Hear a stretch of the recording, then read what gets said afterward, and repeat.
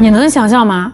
一个人处在一种完全被限制、动弹不得的状态下，双手双脚都被束缚住的情况下竟然在那个狭小的淋浴间里永远离开了。而且这还是美国官方给出的最终定论：意外或者说自我了断。这个事吧，传回国内很多人都不信。但是这个事最扎心、最讽刺的，还不是他怎么没的，而当这个家属整理他的遗物查看他的手机时，发现了这位曾经想去美国当人上人的小伙子留下的全部身家遗产。哎，你猜是多少？支付宝余额54元人民币。在现在的物价下这54块钱能干啥呢？买不来一张回洛阳的高铁票，甚至在他老家连2碗香的牛肉汤都喝不上。但是这却成了他这条淘金路最后的注脚。那咱们今天就把这起充满疑点的悲剧给复盘清楚，看看这个年轻人他是怎么一步步的把自己从洛阳安稳的小日子作到了宾夕法尼亚那冰冷小房间。首先咱们得聊聊这起案件最大争议点，也就是那边给出那个让人无法信服的结论。这个事发地呢是在这个宾夕法尼亚州的莫沙农谷处理中心。这名字吧听着挺高大上的，像是个度假村。网上有人查过说是这个地方呢在这个当地华人和这个移民圈子里那就是个没人管的深水区。它是那个臭名昭著的基欧集团运营的私营机构，说白了那就是私人开的拘留所专门关押那些等待遣返的人。在那种地方没有人权，只有生意。人没的不明不白，那边的官方调查报告出的特别快，结论就是自己想不开了。行，那这种极端选择咱们在这个新闻里也听说过，人被逼急了嘛。但是你仔细看这个流出来的细节描述这简直是在挑战全世界的物理常识和逻辑认知。这个报告显示这个哥们儿走的时候呢，是被这个床单在身后紧紧束缚住的。来，屏幕前的各位咱们虽然都不是什么刑侦专家但是咱们有基本的脑子呀。大家可以脑补一下这个操作难度一个一心想要离开这个世界的人，先得找个东西把自己的双脚给固定住，让自己寸步难行。这还没完，他还得练就一门绝技，就是在这个双脚不能动的情况下，再把自己的双手反剪到背后，将这个床单打个死结，让自己呢变成一个完全无法反抗的状态。然后在这样的状态下他能完成一系列高难度的动作最终让自己挂在这个淋浴头上。这在这个物理学上讲得通吗？如果这都能成那他不是普通人，他是魔术大师他是会那种孙悟空的武林高手。一个身体完全受限的人完成了自我了断，这简直就是把大家的智商按在地上摩擦。但是这个美国官方他就是脸不红心不跳，给你盖了这个章，结案。爱信不信，不信憋着。反正人呢是在他们地盘没的，死无对证。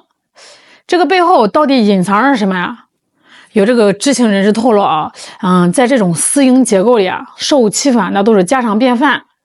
到底是遭遇了内部的霸凌，还是因为不想被遣返闹事儿，被这个看守用了特殊手段对待，出了意外？咱不知道真相但是咱们能看出来这个事儿绝不简单。那么很多朋友要问了这个葛超峰是谁他放着国内好好的日子不过为什么非要去那个虎狼屋咱们来扒一扒他的底这才是让人警醒的地方。这个小伙子是1992年出生在河南洛阳。说实话这个年纪正当年，30来岁身强力壮。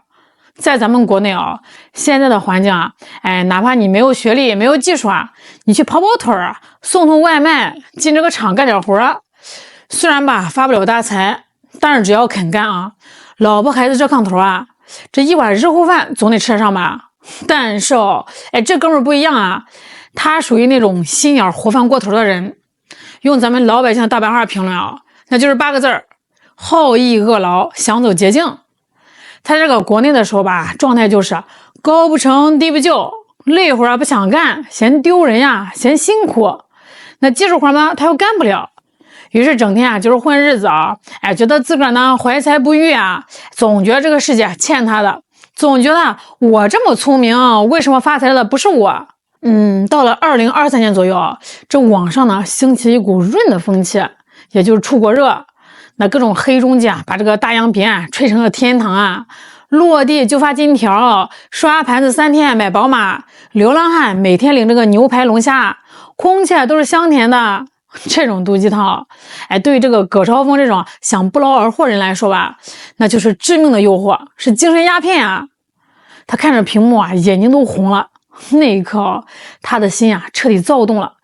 他把心一横，牙一咬啊，此处不留爷，自有留爷处。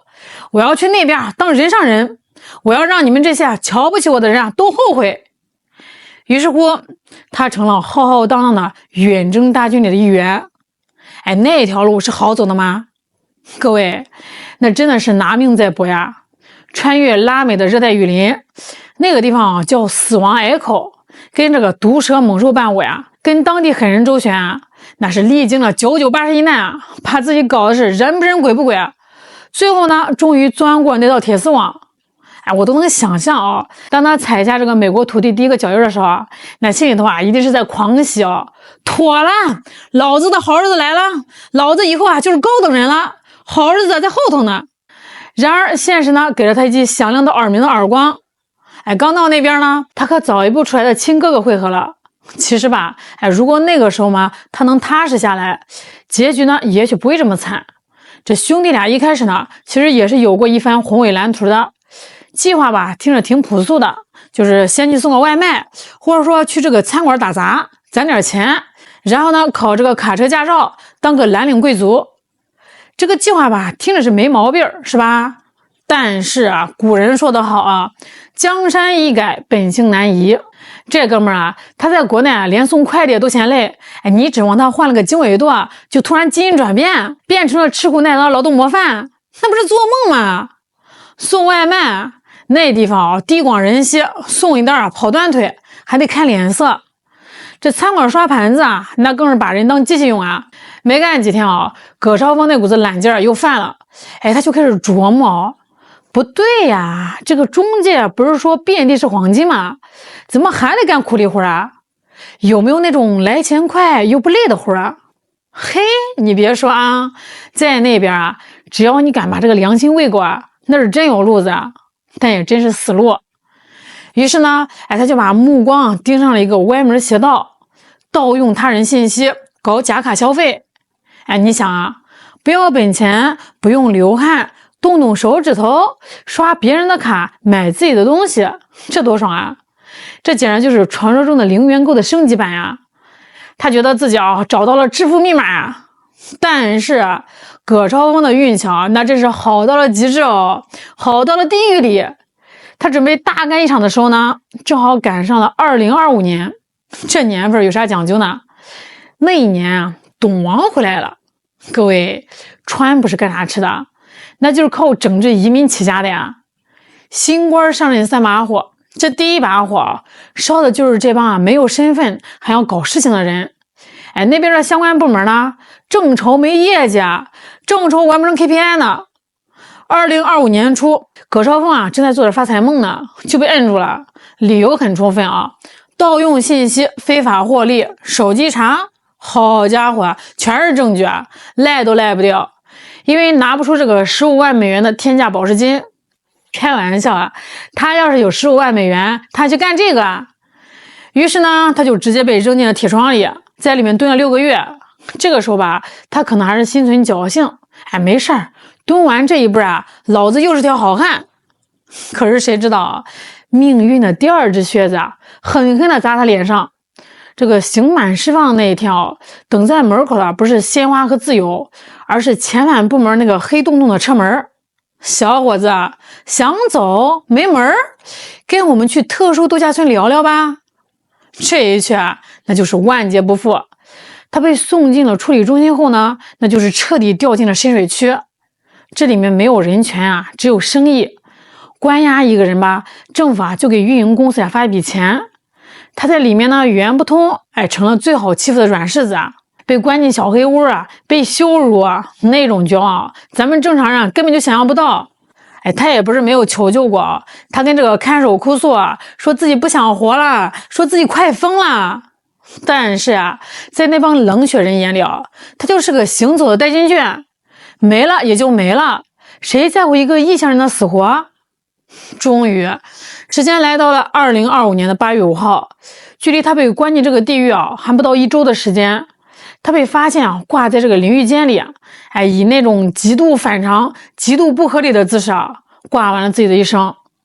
在这个生命的最后时刻，这葛少峰呢，留下了一封绝笔信，信里也没有写什么豪言壮语，就一句大白话，却让人听着心酸。美好生活我看不到了。是啊，当初翻山越岭的时候呢，想的是别墅靠海；当初动歪脑筋的时候，想的是不劳而获。现在只能在这个冰冷的柜子里看着这个所谓的美好世界。那故事讲到这儿吧，最扎心的一幕来了。当这个家属整理他的遗物，查看他的手机时发现他在这个世界上留下的全部身家，支付宝余额54元人民币。讽刺吗？太讽刺了，折腾了半辈子跨越了半个地球，把自己的人格、尊严甚至性命都搭进去了，最后剩下的在那边连个汉堡都买不起。这就是葛少峰的美梦起点是贪婪，过程是肮脏，结局是冰凉。那这个事儿传回国内网上没有几个人同情他，有人说这个网友冷血，我觉得不是大家那是哀其不幸，怒其不争。你说你一个大老爷们儿有手有脚，在这个国内干点啥养活不了自己非得信了那些毒鸡汤，非得做那个一夜暴富的美梦，觉得换个国家就能逆天改命，觉得这个空气甜了，钱包就能鼓了。醒醒吧心术不正的人去哪儿都是地狱。你自己不努力不想要走正道，指望那个吃人不吐骨头的资本社会给你发福利。葛少峰这事儿吧，它就像是一面照妖镜，一面照出了人性的贪婪愚蠢。如果你在生你养你的土地上都混不出个人样，别指望去了别人的地盘就能成大爷。这另外一面也照出那个灯塔国的狰狞面目他一边呢喊着人权，一边把私人监狱当生意做。他一边呢标榜着法治，一边把这种离奇案件草草结案。好好的中国饭不吃，非要去吃那个洋面包，这下好了，把这个命都吃没了，这个代价实在是太大了。好了，今天就给大家聊到这儿了，我是小兰，我们下次再见。